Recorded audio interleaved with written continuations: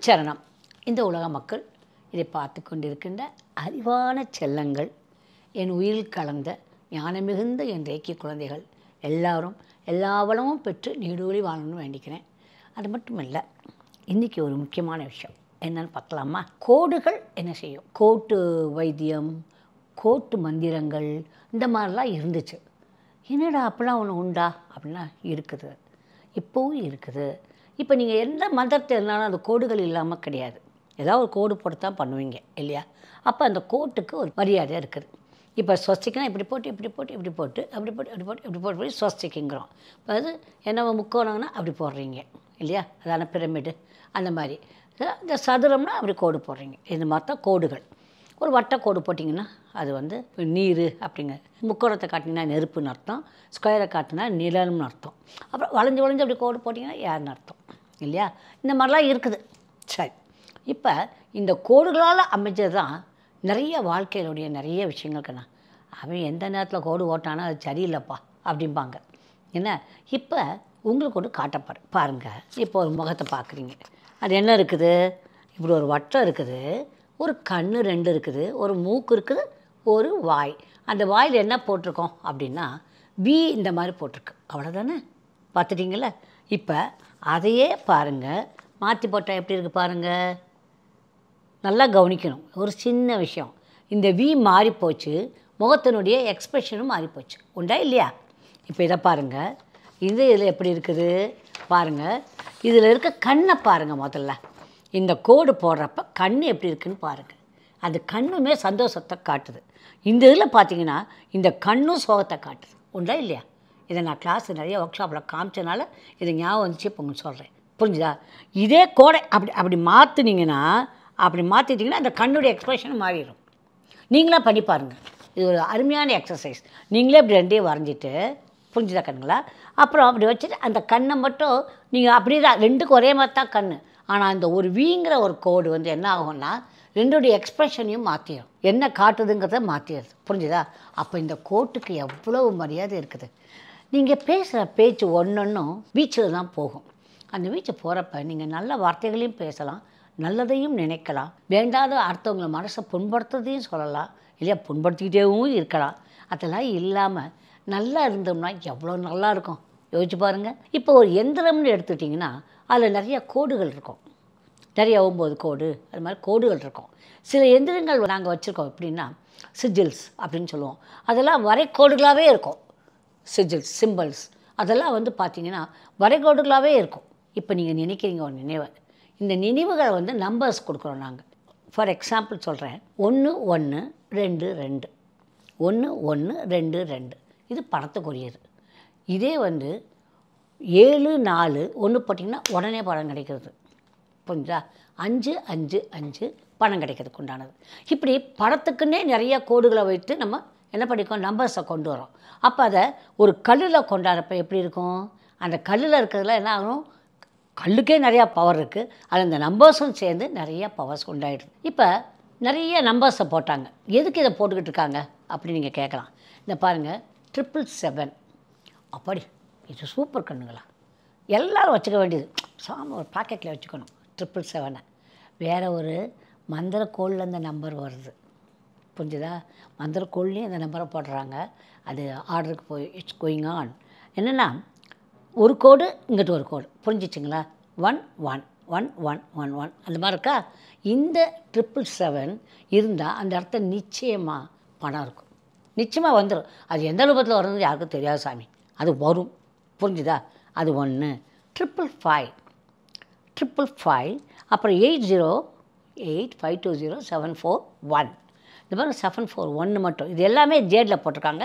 எல்லா ஸ்டோன்லேயும் இது கிடைக்கும். 1122 நான் சொன்னது. இப்போ இதை என்ன பண்ணலாம் அப்படின்னா, இந்த ஸ்டோன்ஸ் எல்லாமே நீங்கள் பேக்கெட்டில் வச்சுக்கலாம், தண்ணிக்காயில் வச்சு. அதுக்கப்புறம் வந்து நீங்கள் வந்து இதை அந்த தண்ணியை எடுத்துக்கலாம், இல்லை தண்ணிக்கு மேலே ஒரு தட்டை போட்டு அதுக்கு மேலே நம்பரை வச்சுட்டு நீங்கள் எடுத்துக்கலாம். ஒன்றுமே வேண்டாம், மனசில் நினச்சாலே போகிறோம். போகிற ஒரு பணத்துக்காக போனீங்கன்னா 77 நினச்சிட்டு போனீங்கன்னா போகிறோம். யாராவது பணம் கொடுக்க வேண்டியிருந்தாங்கன்னா அவங்களுக்கு மற்ற ரேக்கி படித்தவங்க மந்திரத்தை போட்டு அவங்க அந்த இடத்துல அப்படி 777 பார்த்தீங்கன்னா போகிறோம், கொடுப்பாங்க, பணம் நடக்கும். செஞ்சு பாருங்கள், புரிஞ்சுதா? 777 பணம், இவங்க எல்லாம் பணம். அதுவும் 777 சூப்பர் சூப்பர் சூப்பர் இல்லை? இந்த ஃபாரினில் இருக்கவங்களாம் 777 சூப்பராக இருக்கும். 7னால அது ஃபாரின் அர்த்தம். ஃபாரின் படம் அங்கே வந்துடும் அப்படின்னு அர்த்தம். யார்கிட்ட 7 இருந்தாலும் அவங்க ஃபாரினில் செட்டில் ஆவாங்கன்னு அர்த்தம். அதையும் புரிஞ்சுக்கோங்க. அதனால் 47 பற்றி நான் சொல்ல மாட்டேன். இல்லை, 7 இருந்துச்சுன்னா ஃபாரினில் இருப்பாங்க. இதை ப்ரூவ் பண்ணியிருக்காரு பண்டிட் ராமன்லாம். அதை பாருங்கள், துபாயில் போனால் எத்தனை பேருக்கு கேளுனா நிறையா பேருக்கு 7 இருக்கும். ஆமாம், அது பர்டிகுலர்லி இஸ்லாம் கண்ட்ரீஸில் வந்து 7 வந்து ரொம்ப இருப்பாங்க. ஓகே, இதெல்லாம் வந்து நம்ம வாழ்க்கையில் அடிப்படுறப்ப தான் அது தெரியும். புரிஞ்சா கணக்குங்களா? இதெல்லாம் வாழ்க்கையில் ஒவ்வொரு தடவை நம்ம வந்து அப்படியே சுற்றி வர்றப்ப தான் நிறையா விஷயங்கள் புலப்படும். ஸோ நம்பர்களுக்கு ரொம்ப ரொம்ப வேல்யூ இருக்குது. அப்போ நீங்கள் வாட்ச் பார்க்குறீங்க, வாட்ச் பார்த்தீங்கன்னா 5555ன்னு வரும்.